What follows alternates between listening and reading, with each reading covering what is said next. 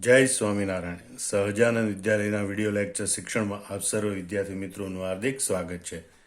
ધોરણ 11 રસાયણ વિજ્ઞાન પ્રકરણ 1 એ અંતર્ગત આપણે જોઈશું આજે સંયોજિત ભારનો નિયમ. આપણા નવા એનસીઆરટી બુકમાં આ સંયોજિત ભારનો નિયમ અથવા તો વ્યસ્ત પ્રમાણનો નિયમ છે, એના વિશે કોઈ ઉલ્લેખ કરવામાં આવ્યો નથી, પણ જૂના પાઠ્યપુસ્તકમાં આના વિશે ઉલ્લેખ કરવામાં આવેલો છે અને એના ઉપર એમસીક્યુ કે દાખલા પણ આપણને પૂછી શકે. ખાસ કરીને JEE અને નીટમાં આપણને આના સંદર્ભમાં પ્રશ્નો પૂછી શકે, એટલે પણ આપણે આ પ્રશ્ન શીખવો ખૂબ જ અગત્યનો છે. તો જોઈએ, સંયોજિત ભારનો નિયમ કોને કહેવાય? તો કે બે જુદા જુદા તત્વોના જુદા જુદા દળ એ કોઈ ત્રીજા તત્વના સમાન દળ સાથે સંયોજાય તો એ બે તત્વો પણ એકબીજા સાથે સંયોજાઈને વિવિધ સંયોજનો બનાવી શકે છે. બીજી રીતે કહીએ તો કે બે તત્વોનો જે ગુણોત્તર, અહીંયા બે તત્વો જોડાય એ ત્રીજા તત્વ સાથે, એટલે ટોટલ 3 તત્વ અને એ 3 તત્વો ભેગા મળીને 3 જુદા જુદા સંયોજનો બનાવે, એની વાત કરવાની છે. એટલે એમ કહેવાય કે બે તત્વોનો જે ગુણોત્તર ત્રીજા તત્વના સમાન ભાર એટલે કે સમાન દળ કે સમાન વજન સાથે સંયોજાય તે બે તત્વો તે જ ગુણોત્તરથી અથવા તેના સાદા ગુણોત્તરથી એકબીજા સાથે સંયોજન નવું સંયોજન બનાવી શકે છે. બે તત્વોનો જે ગુણોત્તર ત્રીજા તત્વના સમાન ભાર સાથે સંયોજાય તો તે બે તત્વો તે જ ગુણોત્તરથી અથવા તેના સાદા ગુણોત્તરથી એકબીજા સાથે સંયોજાઈને નવું સંયોજન બનાવી શકે. હવે આપણે આને વિવિધ ઉદાહરણો દ્વારા સમજવાનો પ્રયત્ન કરીએ. અહીંયા બે તત્વ એ અને બી એ ત્રીજા તત્વ સી સાથે સંયોજાય. એ તત્વ સી સાથે સંયોજાય એટલે એક પ્રકારનું સંયોજન બનાવે, બી તત્વ સી તત્વ સાથે સંયોજાય એટલે બીજું સંયોજન બનાવે. આમ તત્વ એ અને તત્વ બી એ ત્રીજા તત્વ સીના સમાન ભાર સાથે એટલે કે ઝેડ ભાર સાથે સંયોજાય છે અને બે જુદા જુદા સંયોજન બનાવે. તો ત્રીજા તત્વ સીના સમાન ભાર સાથે સંયોજતા એ અને બીનો ગુણોત્તર માનો કે x/y છે. આ બે સંયોજનો બને એમાં સીના સમાન ભાર ઝેડ સાથે સંયોજતા એ અને બીનો ગુણોત્તર અનુક્રમે x/y છે. હવે એવી રીતે જ્યારે એ અને બી તત્વો એકબીજા સાથે સીધા સંયોજાય ત્યારે એમાં એ તત્વ અને બી તત્વના ભારનો ગુણોત્તર ધારો કે a/b છે. તો યાદ રાખવાનું કે સંયોજિત ભારના નિયમ પ્રમાણે આ x/y કે જે સી સાથે જોડાતા તત્વોનો ગુણોત્તર છે અને a/b કે જે એ અને બી એકબીજા સાથે સંયોજાય ત્યારે પ્રાપ્ત થતો ગુણોત્તર છે, એ બંને ગુણોત્તર સરખા હોય છે અથવા તો એ બંને ગુણોત્તરનો ગુણોત્તર બરોબર એક સાદો નાનો પૂર્ણાંક ગુણોત્તર હોય. એટલે x/y/a/b બરાબર 1/2 કે 2/3 એમ સાદી નાની પૂર્ણાંક સંખ્યા વડે બનતો ગુણોત્તર હોય છે. આ સમજવા માટે આપણે બીજા ઉદાહરણ જોઈશું. ફરીથી એકવાર સમજી લો. એ અને બી બે તત્વો છે, એ સી તત્વના સમાન ભાર ઝેડ સાથે પ્રક્રિયા કરે છે. ઊંધું બોલીએ તો સી ના સમાન ભાર સાથે જોડાતા એ અને બી તત્વના ભારનો ગુણોત્તર x/y છે. પણ જ્યારે એ અને બી સીધા એકબીજા સાથે સંયોજાય ત્યારે તેમના ભારનો ગુણોત્તર a/b છે. તો સંયોજિત ભારનો નિયમ એમ જણાવે છે કે આ x/y ગુણોત્તર જે છે, જે ત્રીજા તત્વ સાથે સંયોજાય છે એ અને આ બે તત્વો એકબીજા સાથે સંયોજાય છે એ ગુણોત્તર a/b એ બંને સરખા હોય છે અથવા એ બંને ગુણોત્તરનો ગુણોત્તર એક સાદો નાનો પૂર્ણાંક ગુણોત્તર હોય છે. અન્ય એક વ્યવહારુ ઉદાહરણ જોઈએ કે બે તત્વો કાર્બન અને ઓક્સિજન એ ત્રીજા તત્વ હાઇડ્રોજન સાથે સંયોજાય તો અનુક્રમે મિથેન CH4 અને પાણી H2O બનાવે. કાર્બન હાઇડ્રોજન સાથે સંયોજાય તો મિથેન બનાવે, ઓક્સિજન હાઇડ્રોજન સાથે સંયોજાય તો H2O બનાવે. આ ઉપરાંત એ બે તત્વો એટલે કે કાર્બન અને ઓક્સિજન એ બે તત્વો એકબીજા સાથે સંયોજાઈને CO2 બનાવે, કાર્બન ડાયોક્સાઇડ બનાવે. ફરીથી આખી ઘટના સમજી લો. કાર્બન અને ઓક્સિજન એ હાઇડ્રોજન સાથે સંયોજાઈને અનુક્રમે મિથેન અને H2O બનાવે, એટલે કે કાર્બન હાઇડ્રોજન સાથે સંયોજાય મિથેન બનાવે, ઓક્સિજન હાઇડ્રોજન સાથે સંયોજાય H2O બનાવે.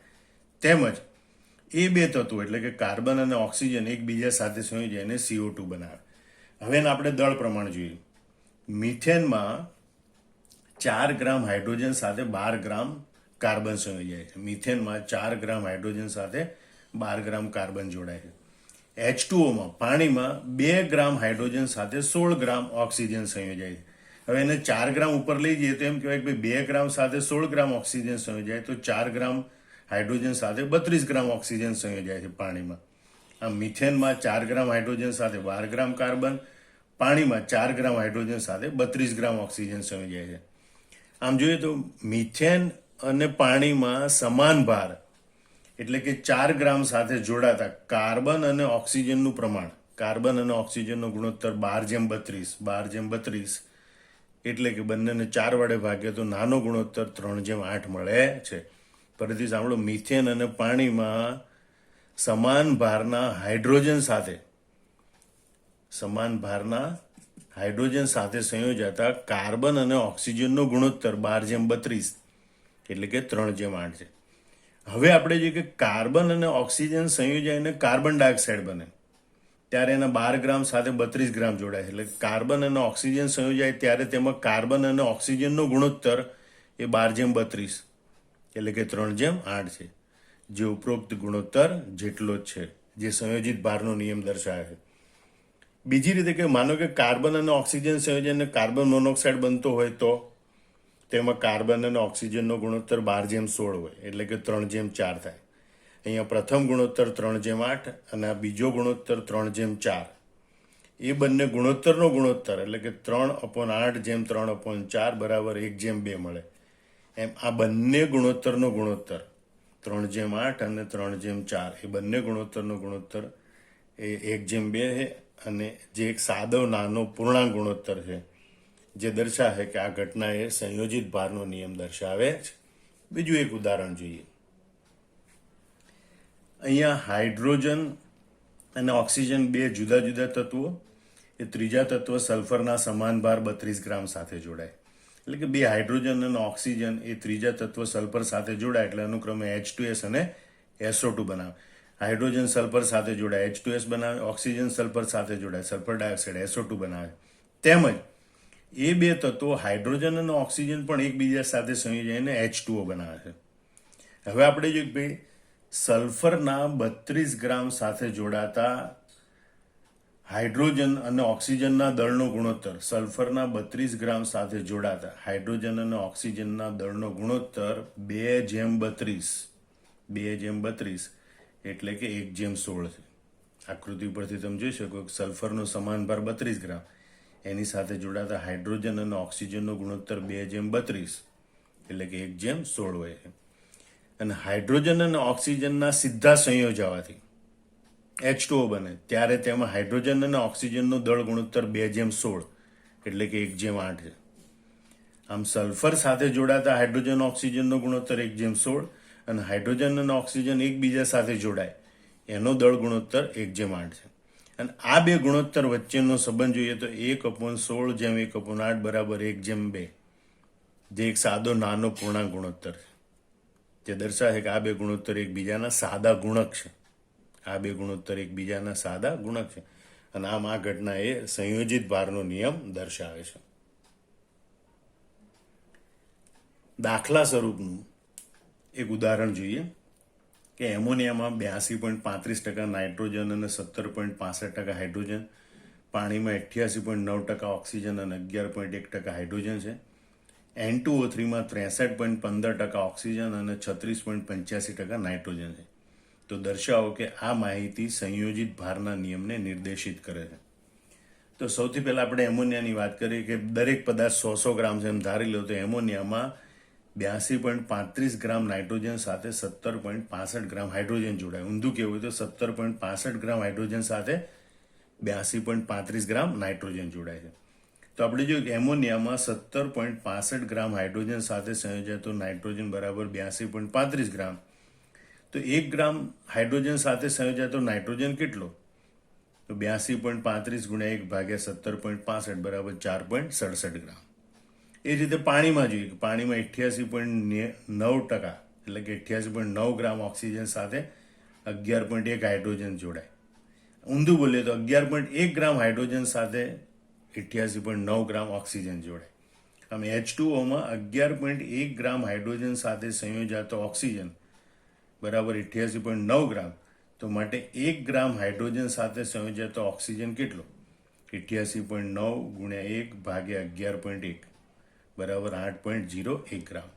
હવે આ બંને સંયોજનની કમ્પેરિઝન કરીએ કે ભાઈ એમોનિયા અને પાણીમાં હાઇડ્રોજનના સમાન ભાર એટલે કે 1 ગ્રામ સાથે હાઇડ્રોજનના સમાન ભાર સાથે સંયોજાતા નાઇટ્રોજન અને ઓક્સિજનનો ગુણોત્તર 4:67:8.01 અને બંનેને 4.67 વડે ભાગીએ તો 1:1.72 છે. એટલે એમોનિયા અને પાણી એ બંનેમાં હાઇડ્રોજનના સમાન ભાર એટલે કે 1 ગ્રામ સાથે સંયોજાતા નાઇટ્રોજન અને ઓક્સિજનનો ગુણોત્તર 4.67:8.01 એટલે કે 1:1.72.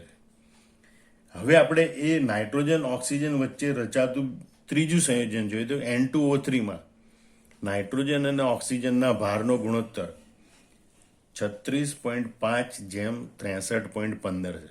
36.5:63.15 નાઇટ્રોજન અને ઓક્સિજન એને આપણે સાદા ગુણોત્તર બંનેને 36.85 વડે ભાગીએ તો 1:1.71 છે. આમ હાઇડ્રોજન સાથે જોડાતા નાઇટ્રોજન અને ઓક્સિજનનો ગુણોત્તર 1:1.72 અને નાઇટ્રોજન અને ઓક્સિજનનો જોડાવાનો ગુણોત્તર 1:1.71. આ બંને ગુણોત્તર સરખા છે અને માટે આપેલી માહિતી એ સંયોજિત ભારના નિયમનું ઉદાહરણ દર્શાવે છે. અન્ય એક MCQ કે દાખલા સ્વરૂપે પૂછાયું ઉદાહરણ જોઈએ.